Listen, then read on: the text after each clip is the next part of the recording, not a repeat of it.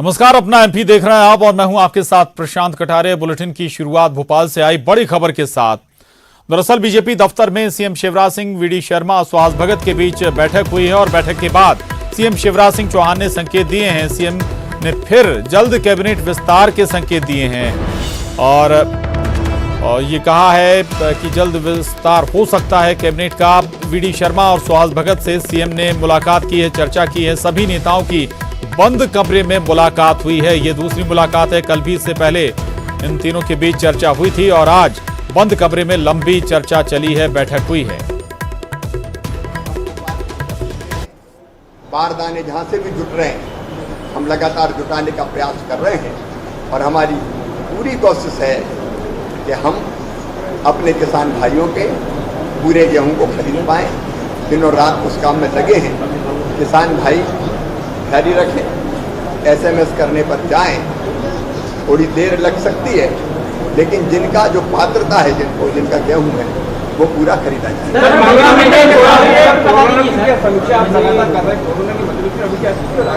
Lockdown खुल रहा है सर और ऐसे में बाजार खुल रहे हैं और कोरोना की संख्या बढ़ती है। देखिए, आर्थिक गतिविधियां चालू करनी पड़ेगी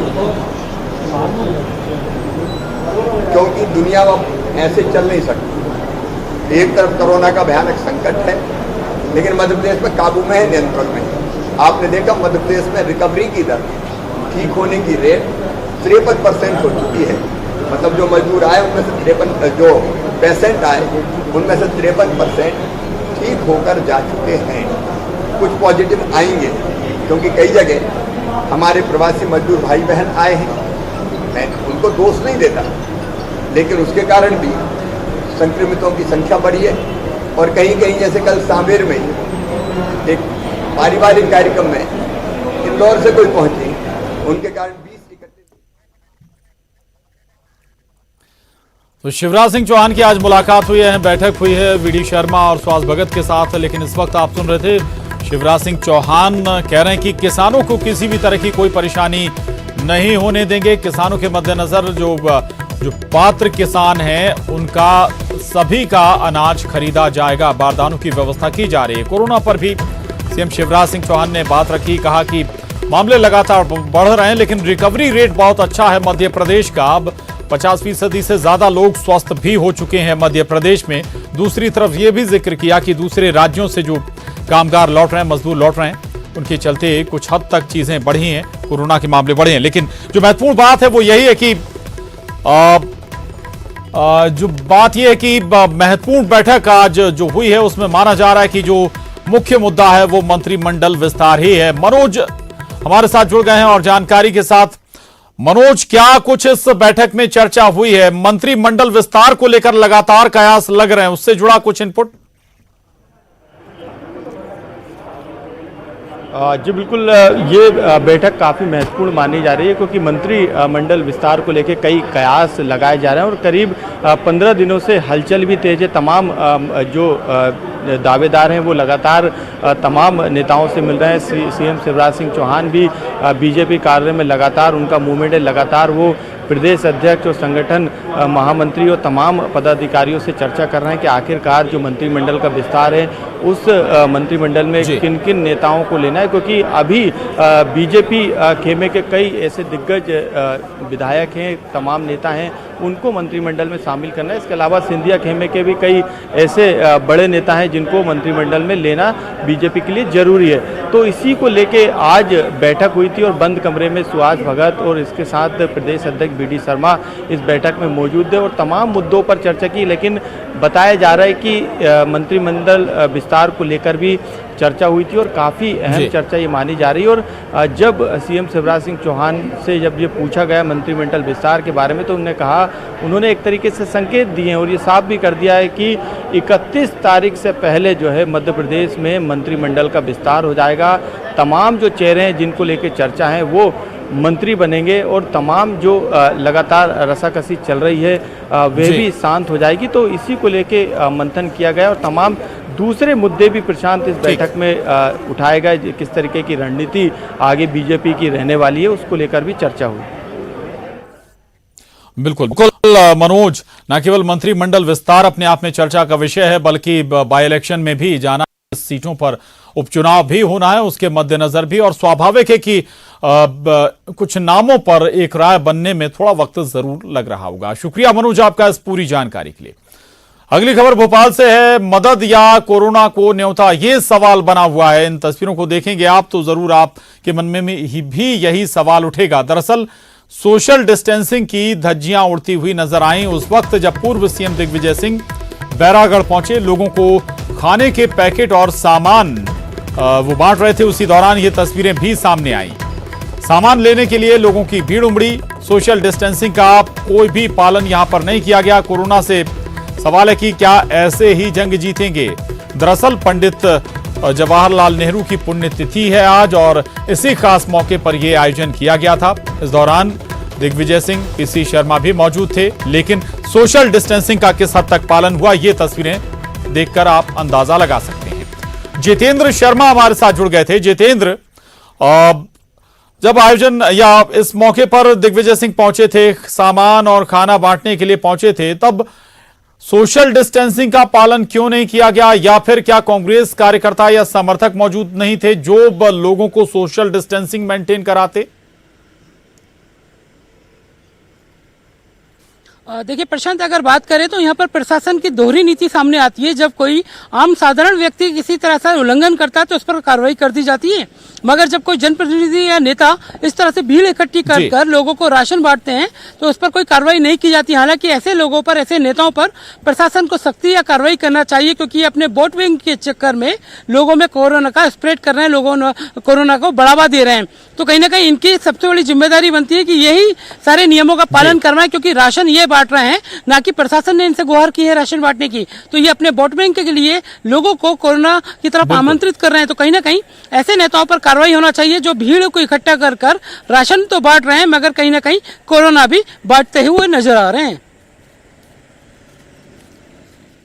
बिल्कुल, शुक्रिया जितेंद्र आपका। हालांकि दिग्विजय सिंह लगातार लेटर लिखकर कोरोना पर तमाम मशवरे देते रहे राज्यों को और केंद्र सरकार को भी, लेकिन जब खुद की बारी आई तो ये तस्वीरें सामने हैं। सोशल डिस्टेंस मेंटेन कराने की जिम्मेदारी भी यहां पर खुद दिग्विजय सिंह की और उनके समर्थकों की थी।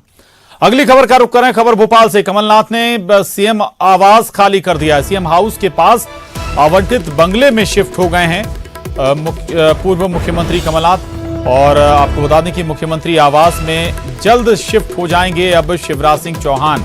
तो ये इस वक्त की बड़ी खबर है। कमलनाथ ने सीएम आवास खाली कर दिया है। सीएम हाउस के पास ही आवंटित बंगले में शिफ्ट हो गए हैं पीसीसी चीफ और पूर्व मुख्यमंत्री कमलनाथ। अब शिवराज सिंह चौहान माना जा रहा है कि जल्द ही मुख्यमंत्री आवास में शिफ्ट हो सकते हैं। ये बड़ी खबर इस वक्त की। आज कमलनाथ ने सीएम आवास खाली कर दिया है।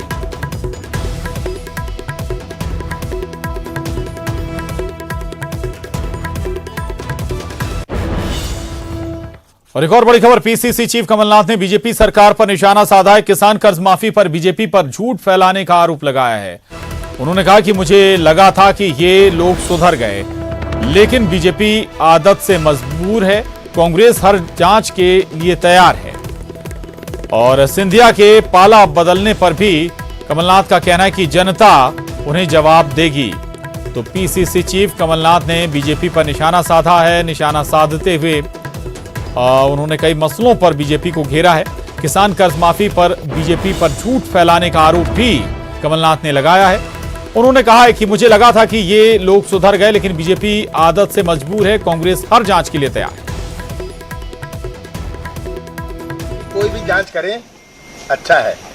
कौन सी गलत बात हुई है, कौन सी चोरी चमारी हुई है, जो लोग खुद ये करते हैं उनको चिंता होती है। वो सोचते हैं जांच में कुछ निकल आएगा, पर क्या निकलेगा? कोई गलत हुआ है, आप सब जानते हैं। और आज से राजधानी भोपाल और इंदौर में टोटल लॉकडाउन के साथ ही कुछ रियायत भी मिल रही है। बात भोपाल की करें तो ये कलेक्टर के आदेश के बाद राजधानी में बफर जोन को छोड़कर दूसरे इलाकों में आज से बाजार और दुकानों को खोला गया। हालांकि प्रशासन ने इसके लिए समय सारणी जारी कर दी है। वहीं इंदौर की बात करें तो यहां भी आज से सभी सरकारी और अर्ध सरकारी दफ्तर खुल गए हैं। कलेक्टर ने इसको लेकर पहले ही आदेश जारी कर दिए थे। दफ्तर में 50% कर्मचारियों के साथ काम होगा। इसके साथ ही ऑनलाइन फूड डिलीवरी को भी अनुमति दे दी गई है। कर्मचारियों का परिचय पत्र कर्फ्यू में पास के तौर पर मान्य किया जाएगा। सरकारी दफ्तर में काम करने वाले कर्मचारियों को सोशल डिस्टेंसिंग का पालन करना होगा, साथ ही मास्क भी पहनना होगा।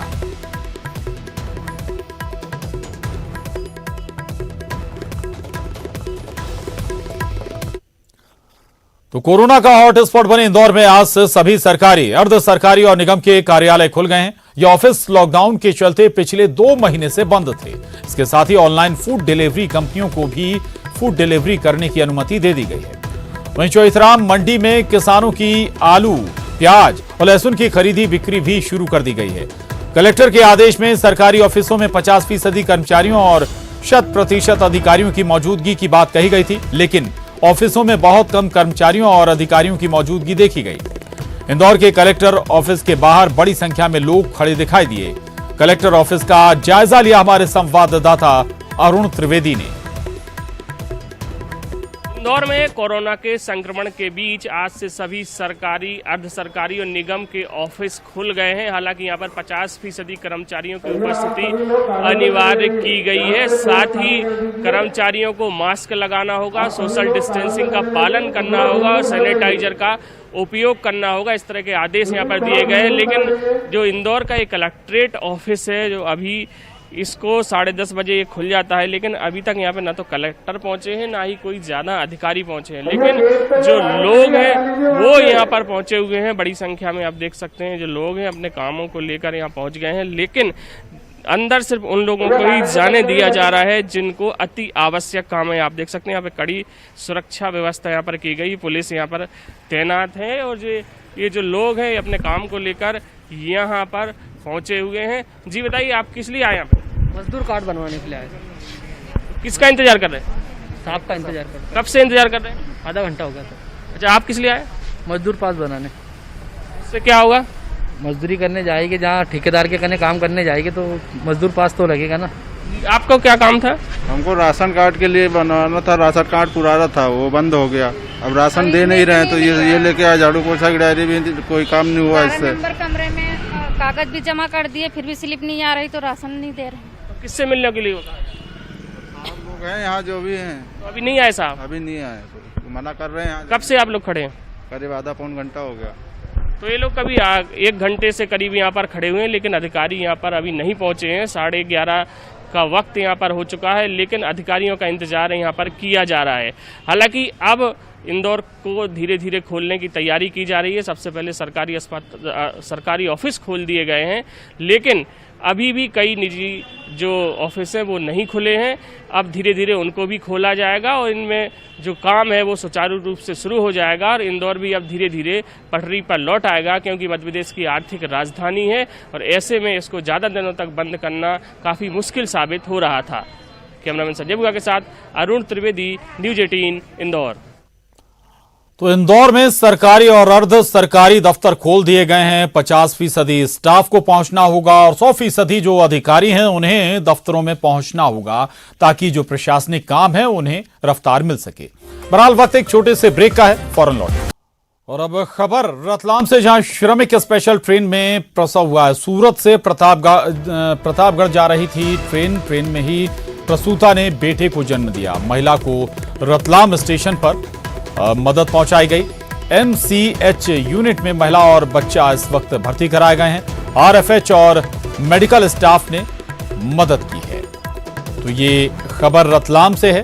दरअसल एक श्रमिक स्पेशल ट्रेन सूरत से प्रतापगढ़ जा रही थी। इसी दौरान प्रसूति को दर्द हुआ और आखिरकार स्टेशन पर मदद पहुंचाई गई। MCH यूनिट में महिला और बच्चा भर्ती कराए गए हैं। सुधीर हमारे साथ जुड़ गए हैं। सुधीर, जच्चा बच्चा दोनों की स्थिति ठीक है, स्वस्थ हैं? जी बिल्कुल, जच्चा बच्चा दोनों की हालत यहाँ पे ठीक है। सबसे बड़ी बात यह है कि रेलवे ने जो तत्परता दिखाई, क्योंकि यह श्रमिक स्पेशल ट्रेन थी, इसका स्टॉपेज रतलाम में नहीं था। जैसे ही रेलवे के आला अधिकारियों को जानकारी मिली कि ट्रेन में एक डिलीवरी, क्योंकि लेबर पेन बहुत पहले शुरू हो गया था, उसकी जानकारी रेलवे को मिल चुकी थी।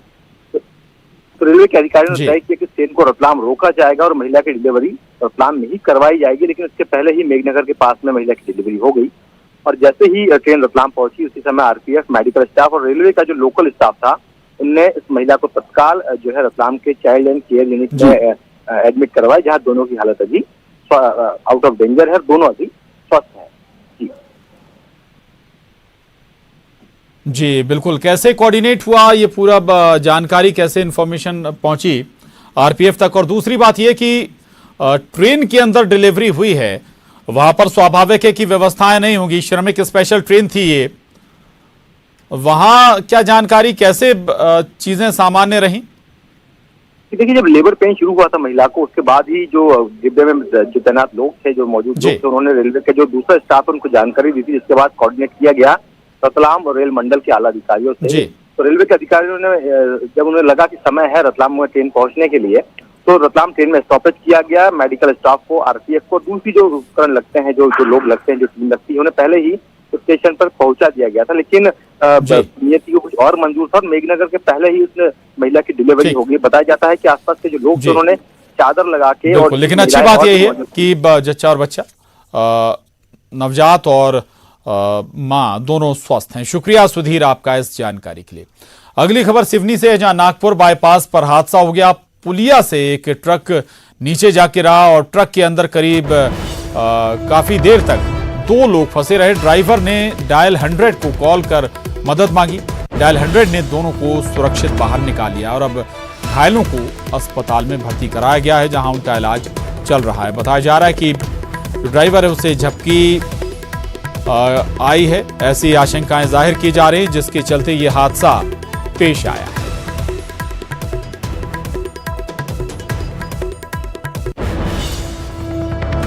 और ग्वालियर में न्यूज 18 की खबर का असर हुआ है। अस्पताल में भर्ती बच्चों को गर्मी से राहत मिली है। भितरवार अस्पताल में एसी का इंतजाम किया गया है। मैटरनिटी वार्ड में एसी लगाने का काम शुरू हो गया है। ठंडे पानी के लिए वाटर कूलर की व्यवस्था की गई है। दरअसल न्यूज 18 ने प्रमुखता से यह खबर दिखाई थी।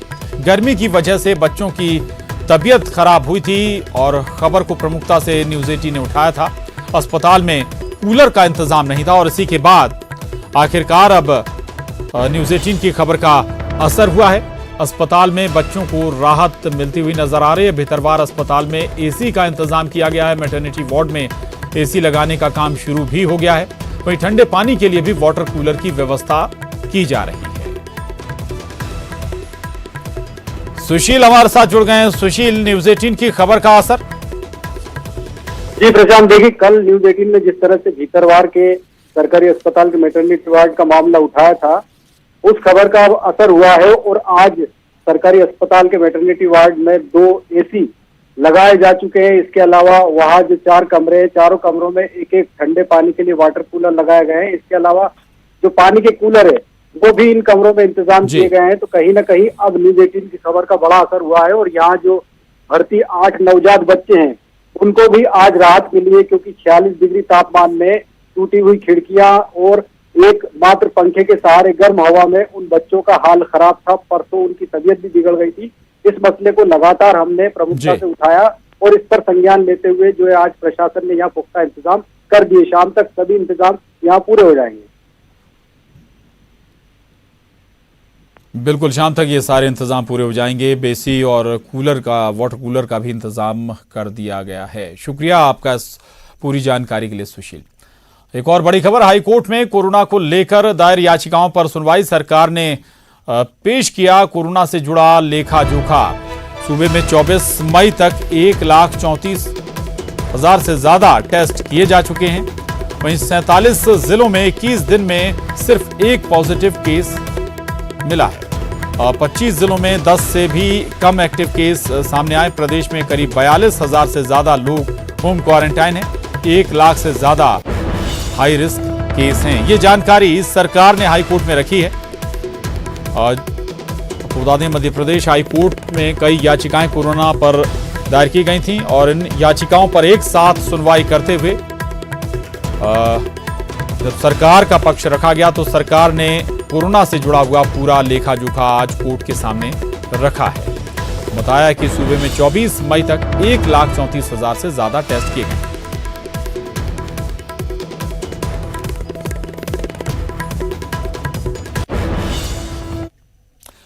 और अब देखते हैं तेज रफ्तार में भोपाल टॉप 10।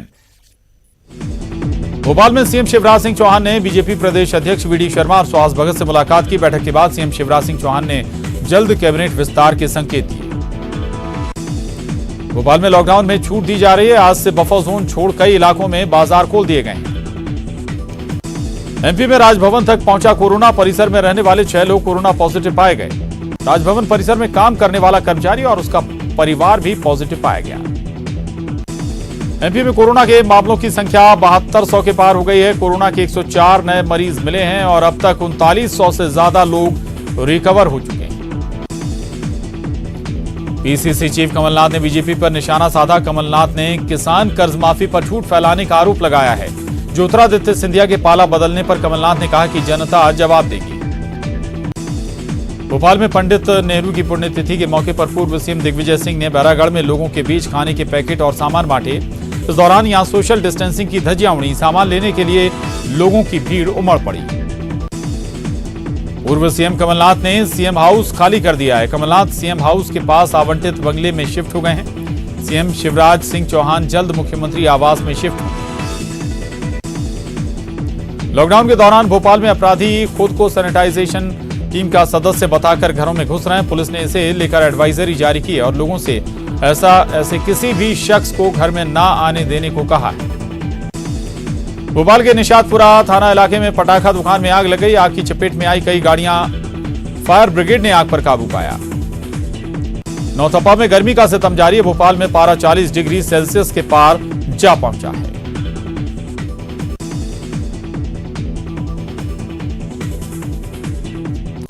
और उसके साथ ही बुलेटिन में बस इतना ही। खबरों का सिलसिला लगातार जारी है।